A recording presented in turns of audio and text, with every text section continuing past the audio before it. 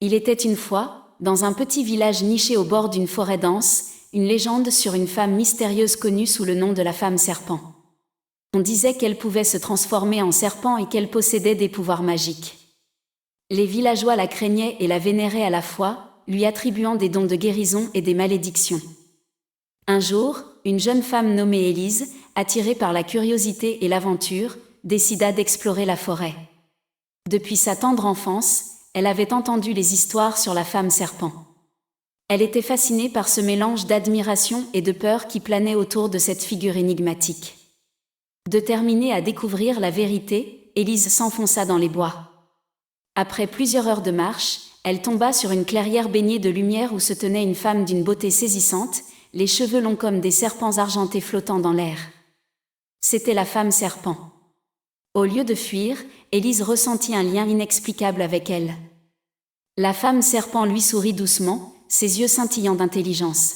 « Pourquoi es-tu ici, enfant ?» demanda-t-elle d'une voix douce mais profonde. « Je veux connaître la vérité sur vous » répondit courageusement Élise. « Êtes-vous un monstre ou une protectrice ?»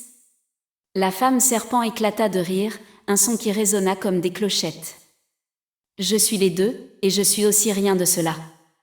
Je suis la gardienne de ce monde entre le visible et l'invisible. » Intriguée, Élise écouta attentivement les récits de la femme serpent, qui parla de la nature, de l'harmonie perdue entre les humains et les créatures magiques, et des conséquences de l'avidité humaine. Elle révéla également qu'elle avait été condamnée à vivre en marge de son propre peuple à cause de leur peur de l'inconnu. Alors qu'Élise prenait conscience des injustices du monde, elle se sentit inspirée.